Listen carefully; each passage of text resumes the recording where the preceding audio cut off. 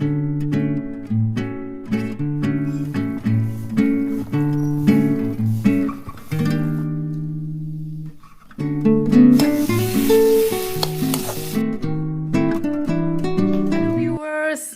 ওয়াইপছ দি মুখখন চাফা কৰি লৈছোঁ এতিয়া পিঠাগুড়িৰ এটা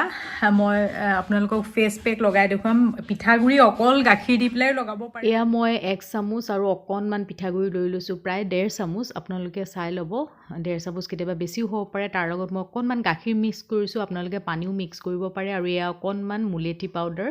বা জ্যেষ্ঠ মধু আৰু চন্দন পাউডাৰ দিছোঁ যদি মুলেঠি আৰু চন্দন নাই তেনেহ'লে সুধা গাখীৰ আৰু পিঠাগুড়ি আপোনালোকে ইউজ কৰিব পাৰে এইটো কোৰিয়ানসকলে আৰু জাপানীজসকলে খুব ইউজ কৰে আৰু আমাৰ চাউলৰ গুড়িটো বা চাউলৰ পানীটো আমাৰ হেয়াৰ আৰু স্কিনৰ এটা মহ ঔষধ আচলতে এইখিনি গোটেইখিনি খুব সুন্দৰকৈ আমি মিলাই লৈছোঁ চাওকচোন আপোনালোকে দৈ মিক্স কৰিব পাৰে গাখীৰ যদি নাথাকে আপোনালোকে দৈ দিব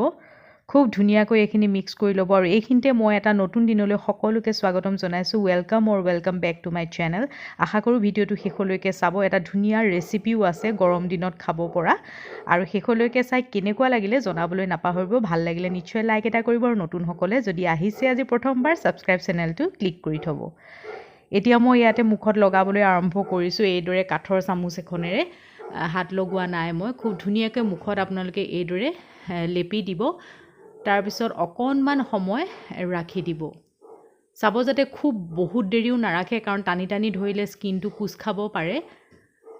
আৰু বিশেষকৈ আপোনালোকে এমফেচাইজ কৰিব নাকৰ গুৰি ওঠৰ গুৰি এই অংশখিনিত আৰু আপোনালোকে এইটো স্ক্ৰাবাৰ হিচাপেও ব্যৱহাৰ কৰিব পাৰে যিহেতু পিঠাগুড়িটো অকণমান গোটা গোটা হৈ থাকে অকণমান শুকাই যোৱাৰ পিছত আপোনালোকে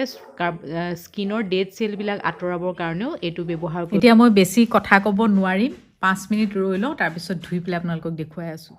দেখিছে মোৰ 10 মিনিট হৈ গ'ল 5 মিনিট নহয় মই 10 মিনিট ৰাখিলোঁ খুব বেছি দেৰিও আপোনালোকে নেৰাখিব কাৰণ বেছি দেৰি ৰাখিলে কি হ'ব স্কিনটো টানি টানি ধৰিব নহয় কোচ খাই যাব পাৰে এতিয়া মই এইদৰে লাহে লাহে ঘূৰাই ঘূৰাই মাছাজ কৰিছোঁ যদি ৰাখিব পাৰে তেতিয়া স্ক্ৰাবাৰৰ কাম কৰিব মই কিন্তু খুব বেছি দেৰি ৰখা নাই কাৰণ স্কিনটো টানি টানি ধৰিছে যে সেইটো কাৰণে সোনকালে এনেকৈ হাতেৰে ঘূৰাই ঘূৰাই মই গালতে অকণমান মাছাজ দিয়াৰ চেষ্টা কৰিছোঁ এই ধৰণে শুকাই গৈছে চাওক আমাৰ নাকৰ এই গুৰিবিলাকত বেছি মলি জমা হয় গতিকে এই ওঠৰ চুকবিলাকত নাকৰ গুৰিবিলাকত আপোনালোকে এইদৰে মোহাৰি দিব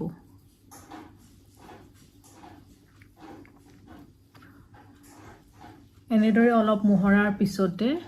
আৰু অকণমান দেৰি 1 মিনিটমান ৰাখিব ৰাখি পেলাই আপোনালোকে ধুই পেলাই স্কিনৰ মেজিক চাব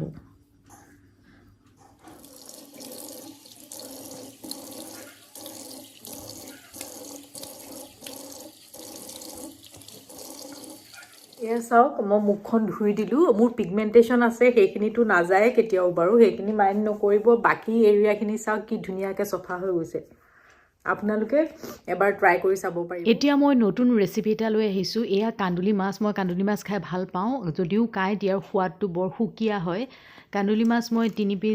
তিনিজনী লৈ লৈছোঁ আৰু অকণমান নিমখ দি পেলাই প্ৰথমতে ফ্ৰাই কৰি ল'ম তাৰপিছত গৰমৰ দিনত শুকান বগৰী গুড়িৰ সৈতে মাছৰ টেঙা আপোনালোকে খাইছেনে খুব সুন্দৰ হয় আগতেও এটা ৰেচিপি মই দিছিলোঁ যদি চোৱা নাই ডেছক্ৰিপশ্যনত লিংকটো দি দিম চাব পাৰিব এয়া সামান্য মই মিঠাতেল দিছোঁ তেল একদম কম দিছোঁ দেখিছেনে আমাৰ আইতাহঁতে আগতে এই ৰেচিপিটো বনাইছিলে মোৰ মায়েও বৰ ধুনীয়া বনায় এয়া বগৰী গুড়ি শুকান জলকীয়া তেজপাত নহৰু পাঁচফোৰণ আৰু অকণমান আজৱাইন দিছোঁ বেছি বিশেষ একোৱেই দিয়া নাই মছলা তেলটো গৰম হ'লত মই ইয়াতে এয়া পাঁচফোৰণ ফুটাই দিছোঁ অকণমান নহৰু যদি নাখায় আপোনালোকে নহৰু নিদিলেও হয় অকণমান আদাও দিব পাৰে মই আদা দিয়া নাই তাৰপিছত তেজপাত আৰু শুকান জলকীয়া দি দিলোঁ আৰু এইদৰে অকণমান লৰাই দিছোঁ আৰু এই ৰেচিপিটোৰ বাবে আপোনালোকে বইল কৰা আলু এইদৰে লাগিব আপোনালোকে যিমানখিনি গ্ৰেভি কৰিব বিচাৰে সেই অনুপাতে আলুটো দিব এয়া মই বইল কৰা আলু হাতেৰে ভাঙি দিছোঁ তেলতেই এই ধৰণে আপোনালোকে মেছাৰত মেছ কৰিও ল'ব পাৰে তাৰপিছত অকণমান ভাজি ল'ম বেছি দেৰি ভাজিব নালাগে অকণমান সময় পাঁচফোৰণৰ লগত ভাজি ল'ম আৰু লগতে মই নহৰু দি দিছোঁ মই নহৰুটো তেলত দিয়া নাই আপোনালোকে তেলত দিব পাৰিব তেলত দিলে আৰু ধুনীয়া গোন্ধ ওলাব মই পিছত দি দিছোঁ আৰু অকণমান হালধি দি দিছোঁ আৰু নিমখ দি দিছোঁ হিচাপমতে আৰু এয়া দেখিছেনে গুড় আৰু এয়া মাছ ফ্ৰাই কৰি আছোঁ মই লগে লগে আৰু গুড় অকণমান দিব লাগিব ইয়াত তেতিয়া সোৱাদটো আৰু বেছি ধুনীয়া হয় বগৰী গুড়িৰ লগত গুড় দি বনাই মাছৰ টেঙা খাই চাব সাংঘাতিক ধুনীয়া হয় এয়া মই গুড়খিনিও দি দিলোঁ আলুৰ লগতে আৰু এইদৰে অকণমান সময় মই লৰাই থাকিম গুড়খিনি মেল্ট হোৱালৈকে হৈছেগৈ অলপ অলপ মেল্ট এয়া চাওক ধুনীয়াকৈ গুড়খিনি মিলি গ'ল এতিয়া মই গৰম পানী ইয়াত দি দিছোঁ পানী অকণমান বেছিকৈ দিছোঁ যিহেতু উতলিব লাগিব মাছৰ টেঙা আঞ্জা যিমানে উতলে সিমানে খাবলৈ আচলতে সোৱাদ হয় সেইটো কাৰণে অকণমান গৰম পানী মই বেছিকৈ দি দিছোঁ উতলি উতলি অকণ শুকাব লাগিব আৰু এয়া উতল আহিছে দেখিছেনে তেতিয়াই মই মাছ কেইপিচ ইয়াতে দি দিম